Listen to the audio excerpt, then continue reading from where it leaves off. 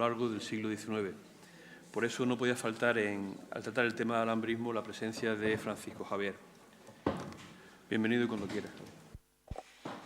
Muy bien, Jesús, muchísimas gracias. Y, bueno, antes de que empiece a contar el cronómetro, quiero darle las gracias a Juan Calatrava y a Jesús Bermúdez por confiar en mí para traerme a este congreso y, por supuesto, a doña María del Mar Villafranca por permitir también que esté sentado en esta mesa. 80 años de intervención en el patrimonio musulmán y difusión del alambrismo, nuevas aportaciones en la línea de investigación, pretende sobre todo dar una idea general de cómo está el estado de la cuestión y cómo en estos últimos años se ha avanzado en el conocimiento de la que seguramente fue una de las familias más conspicuas en la Granada del siglo XIX, cuya actividad queda ligada intrínsecamente a la Alhambra, que intervino en profundidad durante este tiempo y, sobre todo, no se puede entender tampoco sin la repercusión que tuvo en Granada, cuya transformación de Granada romántica y pintoresca a ciudad burguesa del siglo XIX, con sus maravillosas alineaciones, con su reorganización, cubrición del Darro, tampoco puede entenderse sin los miembros de esta familia. Los ya conocidos miembros de la familia José Contreras Osorio, Rafael Contreras Muñoz y Mariano Contreras Granja, la investigación ha puesto en evidencia el papel de otros 3 miembros de la familia que, conforme avanza el siglo, van revelando cada vez más el protagonismo que tienen, protagonismo que, en concreto, la figura central que aparece en la fotografía, don Rafael Contreras, supo perfectamente disimular para quedarse él prácticamente con la gloria familiar de su maravilloso taller de vaciados. Surge así la figura de Francisco Contreras Muñoz, hermano de Rafael Contreras, que fue arquitecto para la recién creada Escuela de Arquitectura de Madrid y que se encargó de asumir la dirección de obras muchas veces cuando no existía esa coordinación perfecta entre el arquitecto y el conservador, restaurador, adornista en este caso, que además se encargaba de hacer las reducciones a escala que luego Rafael Contreras vendía oportunamente en los foros nacionales e internacionales. Francisco Contreras Osorio, hermano de José Contreras, maestro de obras, perfectamente documentado en la primera época de la Alhambra, inmediatamente después de la invasión francesa, y que también va a ser una persona muy importante a la hora de trabajar en la formación de esos gabinetes alambrescos que tanta fama le reportaron en el taller. Y por último, José Marcelo Contreras Muñoz, hermano también de Rafael e hijo de José Contreras Osorio, quien se encargaba en gran medida de policromar esos gabinetes y sobre todo las reducciones a escala del taller. El taller, desde luego, constituye un capítulo aparte dentro de la investigación porque verdaderamente se tenían muy pocas noticias de él. No sabíamos ni dónde estaba situado, ni quién formaba la plantilla, ni tampoco los métodos reales que se utilizaban para llevar a cabo la producción. Una producción que hay que estudiar en su doble vertiente, la de satisfacer las necesidades del monumento en sí, es decir, proporcionar los modelos y los vaciados que luego se incorporaban a los muros del palacio en una tarea netamente adornista, de un carácter alambrista que ahora pasaremos a analizar, y, desde luego, poder proporcionar las exigencias, ¿no? esos elementos que satisfacían las exigencias de un público muy selecto, bien en forma de piezas en reducciones a escalas, bien en forma de estancias completas, en gabinetes donde las sensaciones de lujo y placer pues estaban muy presentes, ya que son las que se asociaban a esta estética en el siglo XIX. Yo, como objetivos del trabajo de investigación, sobre todo en lo tocante, que es lo que nos circunscribe aquí, el análisis histórico-artístico de la relación existente entre la familia Contreras y la Alhambra, entendiendo que la actividad de esta familia no se circunscribe a los muros de este recinto, sino que va mucho más allá, busco, en primer lugar, clarificar el concepto de adornismo y establecer y definir el concepto de alambrismo interior practicado por los miembros de la familia Contreras en la Alhambra frente al exterior, es decir, ese exportable que todos conocemos. En segundo lugar, y creo que es muy importante, constituir las relaciones entre los gobernadores, las comisiones de monumentos, los secretarios del Real Sitio, los arquitectos, los maestros de obra y el restaurador adornista, ya que solamente en este marco de comprensión podemos entender el alcance de las obras, por qué unas cosas se pudieron hacer en un momento determinado, por qué otras no, y qué resultados finales tuvieron.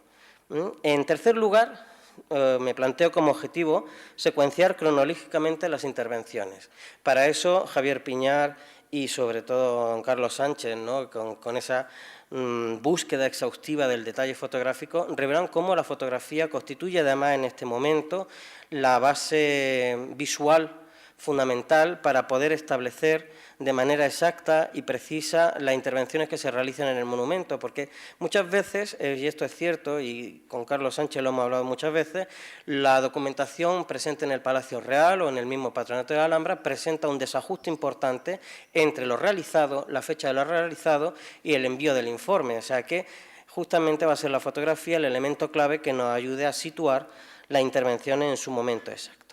Por supuesto, hay que ahondar en el taller de vaciado, esto era una tarea fundamental. Su ubicación, su producción, su funcionamiento, el personal, los materiales, las técnicas y la proyección internacional del mismo, porque esto es quizás lo más, digamos,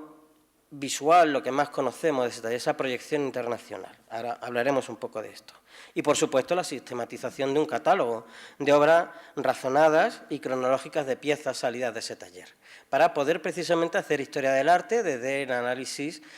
formal de estas piezas y poder ubicarlas dentro del contexto alambrista, enriqueciendo además el catálogo de Osbara ascribible a este movimiento. Y, por supuesto, no quiero dejar este movimiento, este alambrismo practicado por los Contreras como una cosa evanescente que queda en 4 piezas decorativas y muy bonitas, ¿no? Sino que quiero ir más allá. Rafael Contreras tiene un corpus historiográfico interesante y desde luego que hay que leer y afrontar desde la perspectiva del siglo XIX. Como resultados, bueno, les puedo comentar que respecto al primer objetivo, la documentación demuestra cómo el adornismo, como se viene señalando en la historiografía precedente, aunque los estudios del profesor Juan Manuel Barrio van modificando esa concepción, no es un fenómeno exclusivo de la familia Contreras, sino que comienza casi 10 años antes de la llegada de don Rafael al monumento, en 1848. Bajo precisamente el mandato del gobernador Juan de Parejo. Este hombre,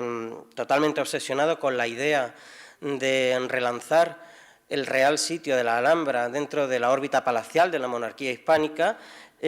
bueno, pues, entre otras cosas, añade el tercer cuerpo con forma de surtidor a la Fuente de los Leones, fragmenta la puerta hispano-musulmana de la Cub Valgarbilla para situarla en la Galería Sur de Arrayanes y, utilizando la fórmula de una pasta que traen unos franceses de París, realiza las primeras reposiciones un tanto burdas, como hemos visto en algunas de las fotografías de Carlos Sánchez, que yo personalmente creo que revelan en esos pegotes, en los paños de Sepka que ha mostrado del Patio de los Leones, justamente los resultados de esa pasta bastante diferentes de lo que debió ser la que luego utilizan los Contreras en el monumento, ¿no?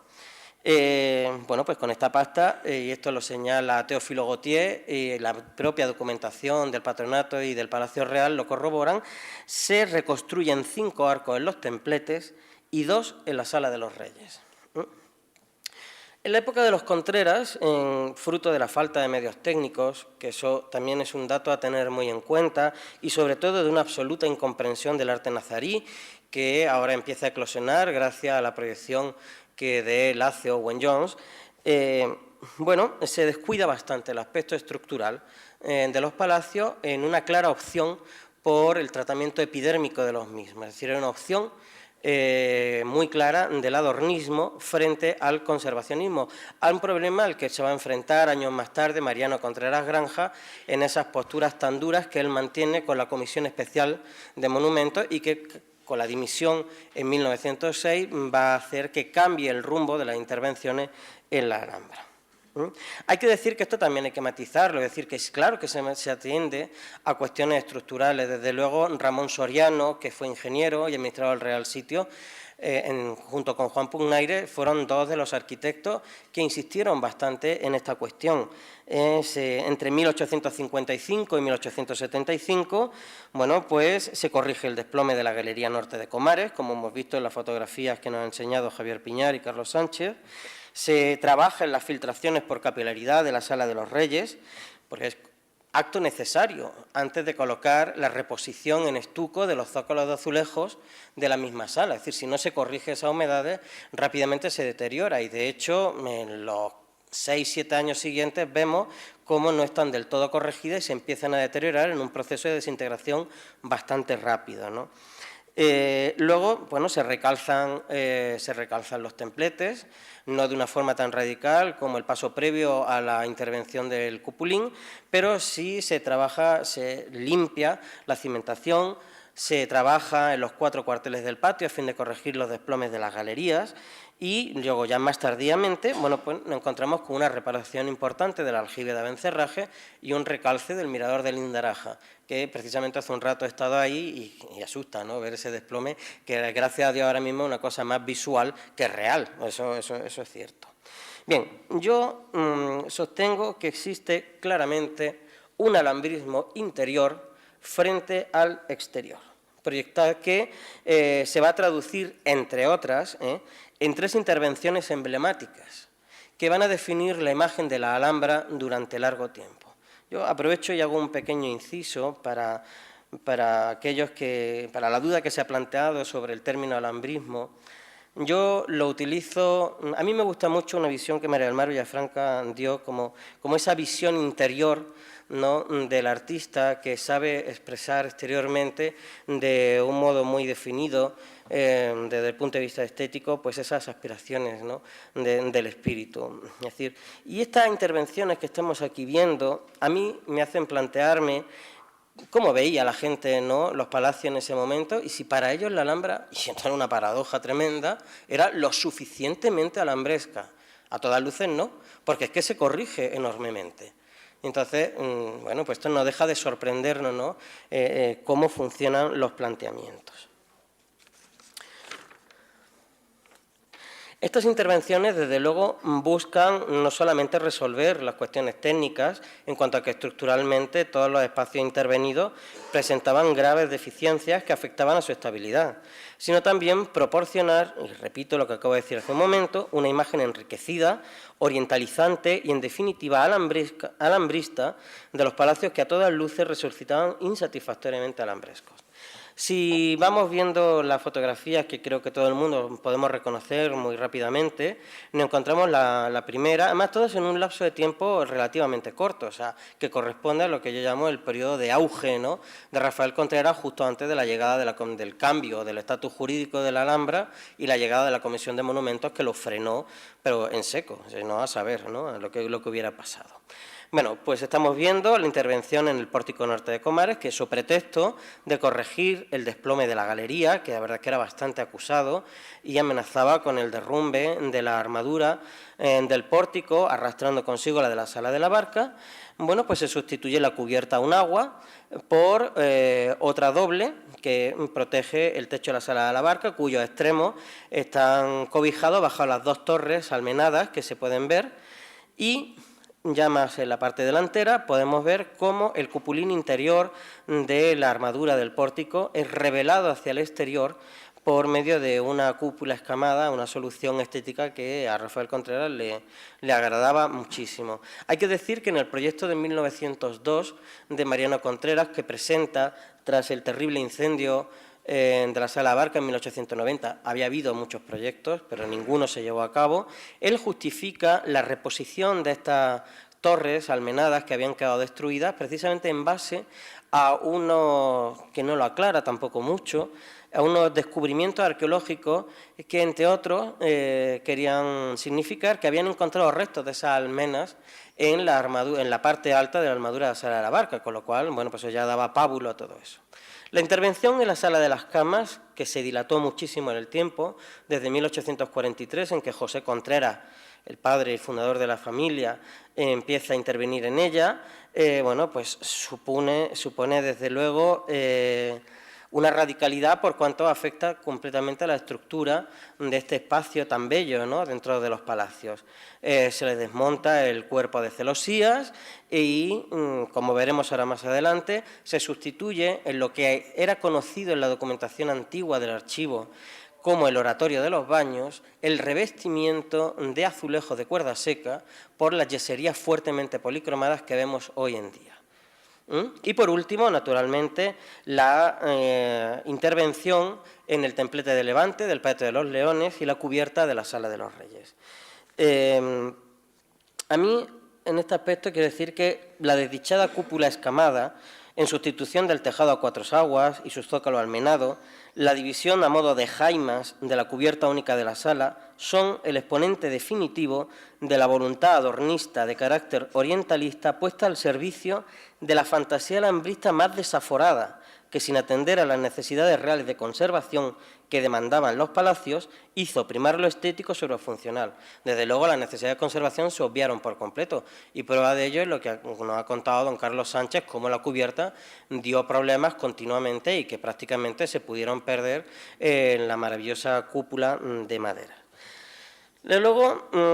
hay que entender, ¿no?, en respecto al segundo objetivo, yo afirmo que solamente en el marco de las relaciones establecidas entre el restaurador adornista Rafael Contreras Muñoz, a partir de su padre José Contreras Osorio y lo que le pasó a su hijo Mariano, se puede comprender el alcance de lo intervenido en el monumento. José Contreras, por ejemplo, ¿no?, que era arquitecto municipal, compartía el cargo en el municipio de la ciudad con los arquitectos que trabajan en la Alhambra durante los años en que su hijo está al frente de la restauración, ¿no?, de los talleres de vaciado y restauración. Esto es muy importante, quiero decir,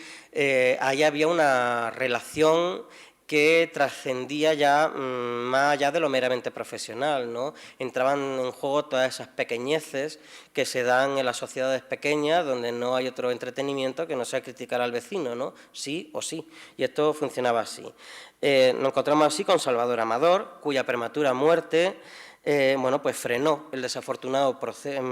proyecto de reconstrucción del Patio de los Leones, que la verdad es que hubiera sido terrible si eso se hubiera llevado a cabo. Hay un artículo de Juan Manuel Barrios que lo explica muy claramente, que cito en la bibliografía. Juan Pugnaire, con quien sostuvo una batalla feroz, Contreras, la verdad es que era una disputa casi continua, que si uno decía una cosa en un sentido, el otro sistemáticamente decía que no. Y esta batalla feroz culminó con el cese de Juan Pugnaire tras la intervención en la Sala de los Reyes, tal y como Carlos Sánchez nos ha contado. Pero sobre todo nos encontramos como la figura de Baltasar Romero, que es de los arquitectos municipales el único que queda un poco así en la Alhambra y que viene a ocupar el hueco dejado por los otros dos mencionados anteriormente, es en el fondo un anciano, un títere en manos de Rafael Contreras, quien hizo de él lo que quiso para firmar los proyectos que se enviaban a Madrid y poder seguir adelante pues, con sus teorías restauradoras en el monumento. En la época de don Mariano hay que decir que verdaderamente las relaciones, ¿no?, entre don Mariano, la Comisión de Monumentos, la Administración Central, y fueron las determinantes para que los trabajos en el monumento no avanzaran con la rapidez, ¿no?, que se esperaba. Desde luego sí que a partir de 1870 hubo un giro radical en cuanto al adornismo y se empieza a atender de manera más profunda a lo estructural. Tampoco se iba demasiado en detrimento. Piensen ustedes que en este momento, ya en esta última época, se interviene en la gran fachada de Comares, cuyas yeserías, ¿no?, son rehechas casi en su totalidad, junto con los zócalos de azulejo y las jambas de las puertas. Pero, de forma paradójica, algo muy frecuente en las actuaciones de la Alhambra en el siglo XIX, se rehace la fachada de una manera espléndida, pero el alero no se toca. O sea, el alero tiene un desplome brutal, que se ve en la fotografía de Lauren y que realmente hasta Modesto Cendoya no se le empieza a meter mano de forma seria, algo que logrará finalmente don Leopoldo Torres Balbás. Bien, tengo que decir, en cuanto al taller, que este es un tema que yo sé que nos interesa a todos. Bueno, aquí estoy ejemplificando en esta fotografía, pues quizás este proceso que nos ha hablado Javier Piñar y Carlos Sánchez, cómo la conjugación de varios archivos fotográficos para mí ha sido fundamental a la hora de completar la tarea de investigación y secuenciar actividades en el recinto, ¿no? Esto no voy a repetirme porque esto ya lo hemos escuchado hace un rato, pero vemos diversas fotografías que conjugan el archivo del Patronato de la Alhambra del Generalife, el de la Casa de los Tiros, el de la Universidad de Navarra y el propio, el tan ubérrimo fondo fotográfico de don Carlos Sánchez para secuenciar algo tan emblemático como la intervención en los templetes. Bien, no solamente la fotografía ha sido determinante a la hora de entender algunas de las actuaciones. Todos hablamos y ahondamos siempre que podemos en la barbaridad. En que digo barbaridad me refiero a la profundidad de la actuación llevada a cabo en la sala de las camas del Baño Real de Comares. Muchas veces nos cuesta trabajo entender hasta qué punto Contreras destruye yeserías para colocar otras y qué sucede realmente en ese espacio, ¿no? Además que es un problema que a él le viene ya de antiguo, es decir, él hereda el problema de la sala de los baños de la gestión de su padre y bueno, pues en un momento dado decide hacer lo que lleva a cabo, cuyo parangón claramente son los gabinetes madrileños de esa época, ¿no? La litografía de Luis, maravillosa, bueno, pues del fondo Carnicero Ruiz Linares, nos presenta justamente uno de los paramentos de la sala, donde podemos apreciar el tercer cuerpo de celosía, hoy expuesta en el Museo de la Alhambra, el cuerpo de luces, y ya por debajo de la conocida popularmente Galería de los Músicos, nos encontramos como el espacio está forrado de azulejos, es decir, hasta qué punto realmente se conservaban las yeserías tanto debajo como en zonas parciales del recinto del que estamos hablando, ¿no? Obviamente las partes bajas sí parecen conservar algo más, ¿no? Aquí a la derecha, bueno, pues he puesto dos ejemplos también del fondo Carnicero Ruiz Linares, de azulejos que bien pudieron estar en la sala de las camas durante esa época que se interviene en el siglo XVI. Además, les puedo decir que hay una abundante documentación de archivo de esa época que apoya esto que estoy comentando, ¿no? Y que Esther Galera, profesora del Departamento de Historia del Arte, está trabajando en profundidad a fin de esclarecer el uso y el aspecto que estos espacios presentaban en épocas anteriores al siglo XIX. Y luego, bueno, pues fíjense en este detalle del arco, de las camas, ¿no? De la sala que lleva el mismo nombre, pues presentan esa policromía espléndida que bien podría haber sido el fragmento de una de las maquetas del taller de Rafael Contreras. El taller y el funcionamiento del taller ha sido uno de los objetivos que con más seriedad me he planteado, porque nos cuesta mucho trabajo entender, entre otras cosas, el grado de acabado magnífico que tenían las piezas de Contreras, cómo se hacían, cómo se llegaba hasta ese punto, ¿no? Y nos ha permitido clarificar el personal que trabajaba en el mismo. Entre ellos hemos identificado a Tomás Pérez, un muy capaz artesano de la talla de la madera y el yeso, que trabajó al principio con Rafael Contreras. Parece ser que viaja a Madrid en uno de los primeros equipos formados por el restaurador adornista y que a finales de los 50 se adscribe al equipo de trabajo de Juan Pugnaire y directamente se separa de la matriz Contreras. En ese momento realiza esta espléndida reducción a escala de la Sala de las Dos Hermanas, de la que sabemos existen dos ejemplares. Este, que se expuso en Washington Irving y luego en Owen Jones, y otro muy fragmentado que se encuentra en la Academia de Bellas Artes de Moscú y que fotografió Clifford. Aquí podemos ver una de esas fotografías que él toma y que bueno, pues revela la importancia que esta maqueta tuvo en ese momento y desde luego lo duro que debe ser para Contreras la existencia de una pieza así. Esta maqueta, la que tenemos hoy aquí en el Patronato de la Alhambra del Generalife, pasó a formar parte de los fondos del Museo Arqueológico Nacional, donde se expuso el primer montaje del patio árabe en 1890. No sé, que la fotografía es muy pequeña, pero a ver si con el cursor aquí se ve al fondo, se ve en este gran montaje, donde por cierto Jesús, la fuente, aparece con un solo cuerpo. Bueno, pues se ve justamente al fondo la maqueta que estamos aquí hablando. El taller, desde luego, ha sido una sorpresa. No se sabía dónde estaba su ubicación. Hay fuentes muy antiguas, del año 47, incluso hay una noticia muy breve del 46 de una carta que José Contreras le escribe a la reina, por el cual le ceden unas casas que hoy ya no existen, sobre el cementerio de la Rauda y colindantes a la que fuera la vivienda del párroco de Santa María de la Alhambra. Del taller tenemos una enorme cantidad, no una enorme, ya me gustaría a mí que fuera una enorme, pero sí desde luego una completa cantidad de piezas que nos ayudan a entender su devenir. Nos encontramos, y esto me la proporcionó don Ramón Rubio, que hablará en los siguientes días, este molde de casco maravilloso, a partir del cual hicieron un espléndido vaciado, que también se expuso en Owen Jones, y del que no hace mucho apareció una versión policromada que se expuso en 1865 en la Exposición Universal de París, que os he mostrado antes. Y luego, bueno, pues para entender ese devenir del taller, hay un conjunto muy interesante de matrices metálicas que se encuentran hoy en los fondos del Museo de la Alhambra y que hoy podemos ver gracias a la amabilidad de doña Purificación Marineto, que le servían a los Contreras para hacer esos moldes semirrígidos de colas, con la cual obtener vaciados muy perfectos, de una gran calidad de acabado de detalle. Y luego, gracias a la generosidad de Marian Rosen, nos encontramos estas dos piezas que pertenecen al Victorian Albert y que forman parte de los moldes rígidos que viajaron por gestión de Juan Facundo Riaño a Londres a finales de la década de los 60. Ya estamos. Bueno,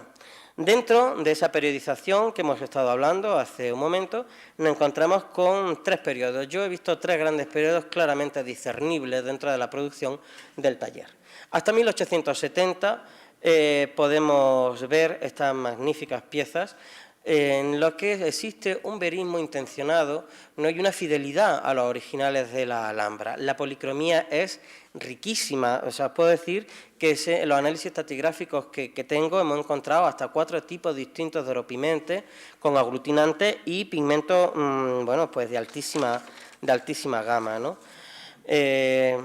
Las etiquetas que figuran al dorso de muchas de estas maquetas también nos ayudan a fecharlas. Son de la tipografía de don Indalecio Ventura Sabatel, un afamado tipógrafo granadino que estudió muy bien la profesora Esperanza Guillén. Vemos este magnífico jarrón alambresco que hemos hablado antes. Este es el resultado final del molde de casco que hemos visto anteriormente y del blanco, ¿no? Y, por supuesto, esta magnífica maqueta del Templete de Leones, hecha hacia 1864, propiedad de don Pascual Ortega, un anticuario y decorador madrileño que la compró aquí en Granada y cuyo parangón será otra que existe en la Escuela de Arquitectura y, por supuesto, la maravillosa maqueta que la sección de escultura tenéis en el Victorian Albert, que, a diferencia de esta, desarrolla hacia el exterior el esquema geométrico del cupulín interno. Entre 1875, 1870 y 1889 nos encontramos con que las maquetas se simplifican, se reducen de tamaño y hay como un agotamiento del modelo excesivamente policromado. Y nos encontramos con que se les da esa pátina marfileña, que podemos ver en algunas, con leves toques de color, que podían un poco retrotraernos al aspecto que presentaban los palacios en algunos puntos muy concretos, donde de ese blanco que tenemos, ¿no? Ese blanco sucio, aparecen pues, restos de color y dorado. 1889 supone el cambio y el giro de rosca, no el giro de tuerca, perdón, que no me venía la expresión a la cabeza, de la producción del taller. Y fruto del agotamiento ya casi definitivo del modelo de escayola, ensayan otros procedimientos y la verdad es que posiblemente estas matrices metálicas de las que he hablado con anterioridad sean justamente el antecedente que les dio la idea. Se dedican a realizar piezas en metal galvanizado, plateado mediante galvanoplastia, lo que le valió a Contreras, en la última exposición a la que asistió en 1889, la medalla de oro en dicha exposición por la calidad de su trabajo. Fijaos cómo, ya me lo he puesto intencionadamente, esto salió al mercado hace 2 años y alcanzó una cifra disparatada de libras, esta preciosísima maqueta que es casi pues medirá 1,30 m de alto, en cobre repujado, metal plateado, mediante galvanoplastia, con una fidelidad y un detalle tremendo. Para concluir, y con esto ya termino, me gustaría dejar claro, si es que encuentro el papel, porque ahora mismo no lo encuentro, aquí,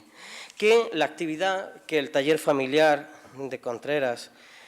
mantuvo entre 1847 y 1906 solo se comprende en su doble vertiente de atención a las obras que se estaban llevando a cabo en la Alhambra y la conversión de sus repertorios decorativos en objetos exportables, capaces de satisfacer las exigencias estéticas de un selecto público que buscaba perpetuar las sensaciones dimanadas de los palacios, bien en piezas patinadas como los originales nazaríes, reducciones a escala de los paramentos del palacio, habitaciones completas y mobiliario. La praxis alambrista llevada por la familia Contreras va mucho más allá del floreciente negocio familiar. Hunde sus principios mismos en el objeto del que dimana su arte, la propia Alhambra, que se ve sometido a un ejercicio ornamental capaz de forzar la realidad del arte nazarí para ofrecer una visión imaginada, enriquecida, acto de una voluntad decidida cuya exaltada imaginación orientalista creó en el corazón mismo del alhambrismo una realidad paralela, fruto de la visión interior que el alhambrismo sabe crear en aquellos que lo adoptan como opción estética. Esto solo fue posible en el marco creado a partir de las relaciones establecidas entre gobernadores, administradores y el restaurador adornista, quien doblegó voluntades para alcanzar objetivos tan dispares como la limpieza y consolidación de los palacios, su conservación, que pasaba por el adornismo a ultranza, y, sobre todo, la creación y desarrollo de un afamado taller de vaciado sobre el que cimentar fama y fortuna. Taller cuya producción constituye un hito dentro del fenómeno alambrista, ya que sus productos enriquecen el ya ingente catálogo de obras adscribibles a este movimiento y cuyo valor se acrecienta por el hecho de provenir de la fuente misma de la inspiración, los repertorios ornamentales de los palacios, redescubiertos y puestos en alza por el inefable Owen Jones. Muchísimas gracias.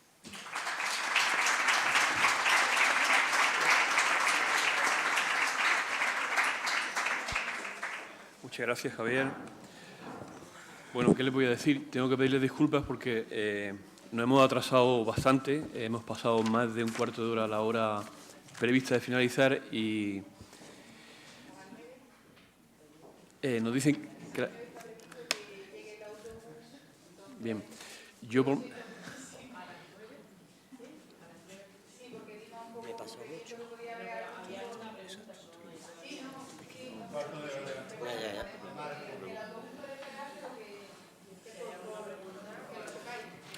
Bueno, yo, democráticamente, si quieren, podemos hacer una mano alzada si nos quedamos o no. Yo, personalmente, me interesa mucho todos los temas que hemos tratado hoy. La verdad que ha estado un día interesante y el que quiera pues puede marcharse, evidentemente, y nosotros nos marcharemos, pues yo creo que sobre las 9. O si quieren, pues podemos dedicar un cuarto de hora, 10 minutos, aunque sea a intercambiar alguna... No te vayas, Javier, no te vayas. Está previsto que todos los ponentes se sienten aquí y si alguien quiere hacer una pregunta, yo creo que sin más dilación podemos empezar. Entre las funciones del moderador está introducir el debate. Hay muchos temas que hay que tratar, evidentemente. Quizás uno de los que han salido al final es el famoso tema de la definición del concepto de alhambrismo. No sé si nos daría no para un cuarto de hora, sino por varios cuartos de hora, para un congreso, como dice Francés. Pero, en fin, yo si quieren lanzo esa posibilidad. Si alguien tiene alguna curiosidad o quiere hacer una pregunta, pues es el momento, porque me temo que los debates de mañana y de pasado estén centrados en temas más relacionados directamente con el arte islámico y con la restauración, ¿no? Por eso quizás el tema del alhambrismo pues, es el momento de hacerlo. Así que yo no hablo más, sino que le cedo la palabra. Si alguien quiere, es el momento de poder hacerlo. Nadie se anima. Estamos todos un poco cansados, ¿verdad? Yo me voy a animar. Claro. Yo creo que sí, yo creo. Bueno, yo quiero darle las gracias, la verdad, a todos los ponentes porque hoy desde esta mañana a las 10 hasta casi las 9, estamos aquí, pues viene yo creo que representar, ¿no?, el que la Alhambra nos interesa, sigue siendo un tema apasionante y además que casi que ni se agota, ¿no? O sea, yo creo que hay uno de los objetivos que teníamos a la hora de hacer este congreso, y es que no solamente cada uno de los ponentes o de las personas que están individualmente trabajando o en instituciones, pues puedan en estos días y a partir de estos días saber que sus investigaciones son complementarias y que al final perseguimos no una verdad absoluta, pero sí por lo menos una mejora, ¿no?, y una más certeza en nuestras investigaciones. Hoy, efectivamente, y dado que siempre es muy difícil organizar unas jornadas de un congreso para que podamos conocernos mejor, y está todo muy apretado y todo el mundo pues quiere decir todo lo que sabe y años de investigación y tal, pues en fin, yo quiero agradeceroslo, como decía, muy bien. Pero sí quería dejar para la reflexión aquello que comenzaba yo esta mañana diciendo sobre cómo un lugar como este, como la Alhambra, que tiene una materialidad, que tiene una historia, que tiene una vida y que sigue teniéndola, ¿no?, es capaz de contribuir desde distintas disciplinas, desde distintas miradas, a un intercambio que también muestra su diversidad, ¿no? Pienso que quizás hoy estamos asistiendo a un modelo, a un cambio en también la manera de enfrentarnos a la propia investigación sobre la Alhambra. Y eso sí quiero expresarlo porque uno de los objetivos de este proyecto REMAI es precisamente eso, el dar un salto cualitativo y también cuantitativo en el modo en cómo se debe de investigar sobre un lugar, sobre un tema o sobre aspectos del mismo o colaterales. Evidentemente, el mundo de las nuevas tecnologías, yo lo decía esta mañana, y por eso el proyecto REMAI tenía una parte muy sustantiva en el ámbito de las nuevas tecnologías. Lo que debe hacernos a todos reflexionar es que a partir de ahora vamos a tener muchas más fuentes de información y vamos a tener que ser más capaces para poder interrelacionar y contrastar y poner en crisis también aquello que hemos heredado como una bibliografía o como una referencia clásica, ¿no? Y en ese sentido, pues yo sí quería por lo menos hacer esta reflexión en voz alta, ¿no?, para que animar a todo el mundo a que, si está interesado, pues que piense que ningún tema está agotado, que por mucho que se haya investigado sobre la Alhambra, todavía tenemos que seguir descubriendo muchas cosas, que quizás estas generaciones que se dicen bien preparadas, pues lo que tenemos que animar es a que encontremos espacios como este y, bueno, luego ya evidentemente difundirlo. Y quería también decir que quien no use las nuevas tecnologías, el Facebook, yo creo que los móviles los tenemos todos, y animar a todos a que hoy dejen una pequeña reflexión en el Twitter o en el Facebook sobre lo que han vivido aquí. Así que, bueno, más que una pregunta era, como siempre, animar a que podamos decir y expresarnos desde nuestra condición de seres humanos, de personas que vivimos en un entorno y un contexto, pues hacer hoy partícipes a nuestros grupos de amigos o a otros grupos, como dices, más anónimos, lo que hoy puede cada uno concluir aquí. Yo sé que son temas muy diversos, son temas muy complementarios. Los próximos días vamos a seguir insistiendo en ello, aspectos también que tienen que ver con las propias conclusiones del proyecto REMAI, pero bueno, por lo menos quería no dejar de decirlo. Pero sí me gustaría que hubiera alguna pregunta, claro que sí. Bueno, me parece muy oportuno. Solamente apostillarle a la directora una cosa, y es que, aunque no se ha hablado mucho de esto en las reuniones de REMAI, sí habría que informar, ya que estamos en el Congreso, que estoy seguro, estamos todos seguros, que precisamente eso que tú acabas de decir es precisamente una de las razones por las cuales la Dirección General de la Unión Europea, la Comisión Europea, seleccionó el proyecto REMAI entre los varios cientos que había en toda Europa. Así que si conseguimos eso que acaba de decir la directora, pues cumpliremos los requisitos que puso en su día la Unión Europea para conceder ese tipo de ayuda. Creo que hay una pregunta por aquí. Sí, yo solo una pregunta rápida, un poco por situarnos también en lo que sería la filosofía de la restauración en sus orígenes, en las teorías de Ruskin o los planteamientos de Viollet-le-Duc, o si había alguna discusión dentro de este núcleo de los Contreras relacionados con estas cuestiones, o si era simplemente una cuestión de tipo decorativista relacionado con los criterios de Owen, en fin, es simplemente una cuestión. Yo pienso que es un tema que es interesante tener en cuenta, sobre todo desde el punto de vista de los criterios de restauración y teniendo en cuenta que a lo mejor ese alambrismo también forma parte un poco de los orígenes, ¿no?, de unas ciertas tendencias en los criterios utilizados en el siglo XIX. Nada más. Bueno, yo cuando comencé la investigación tenía esa esperanza, ¿no? Es decir, bueno, realmente siempre había escuchado muchas críticas y muy feroces, ¿no?, a la labor de la familia Contreras y pensaba, bueno, ¿por qué no? Hay muchos puntos de coincidencia con lo que se está haciendo en Francia, con Viollet-le-Duc, ¿no? Pero desgraciadamente veo que no es así. Quiero decir, los Contreras son hijos de su tiempo y de las circunstancias que les tocaron vivir. A ellos, yo creo que en ningún momento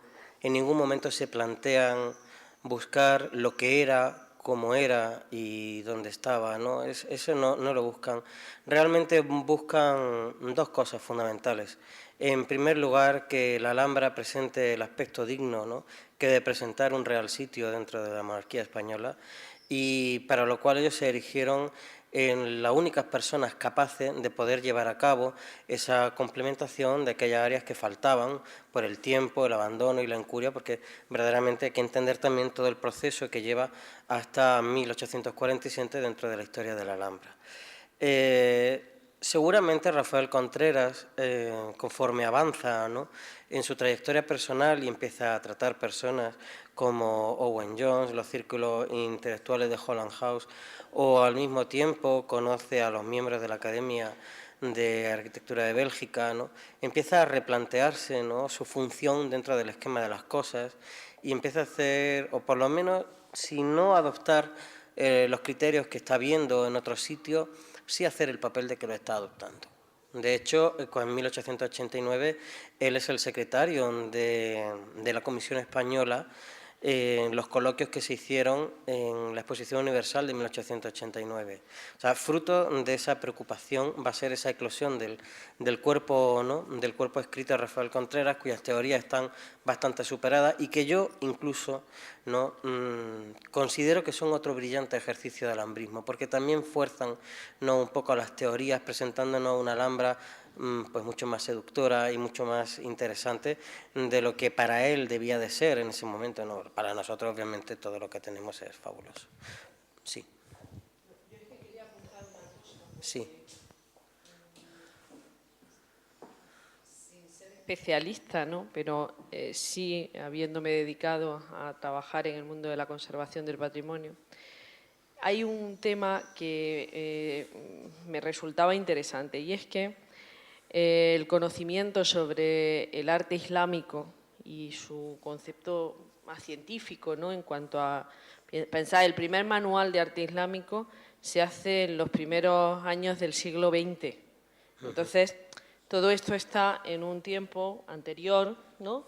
Y los Contreras, vamos a ver, Rafael, que tú lo acabas de expresar, monopoliza un poco la labor de toda su familia, pues ocupa el 19, pero más mediados del 19, ¿no?, la segunda mitad del 19. Sí, Entonces, claro. yo creo que quizás no había un concepto tan científico de avalar un posible autenticidad, ¿no? Yo creo que en eso no son violetianos, ¿no? Son más, como tú dices, inspiradores de una Alhambra trascendida por la estética, ¿no?, por ese cierto orientalismo, que no es el orientalismo de la segunda mitad del 19, sino más un orientalismo romántico. Yo creo que son un poco como esa coda de una Alhambra orientalizada, que no es la Alhambra real, sino es la Alhambra imaginada. Entonces, de ahí ese aspecto epidérmico, bello, estético, más que constructivo o estructural, no ir hacia los conceptos de la conservación que hoy atendemos más y que son más propios de la conservación científica.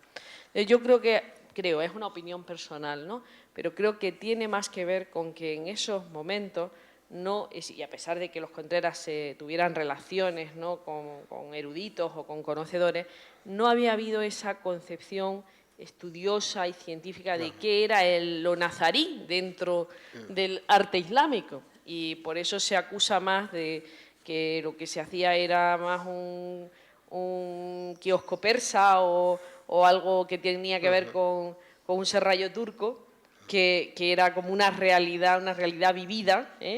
porque el Topkapi se vivía y era el palacio en la otra orilla, en el otro confín, que tenía más esa línea. No era una línea científica, como hoy entendemos en los criterios científicos de conservación, ni siquiera violetiana. Esa es una opinión personal, pero por esa razón. No, y además esa opinión personal la refrendaba ya don Manuel Gómez Moreno, ¿eh? O sea, él enfocaba sobre todo la última época de Mariano Contreras en base a los criterios que acabas de exponer. Y solo así la medio disculpaba. Digo la medio porque todos sabemos que están enfrentadísimos, con toda la razón del mundo.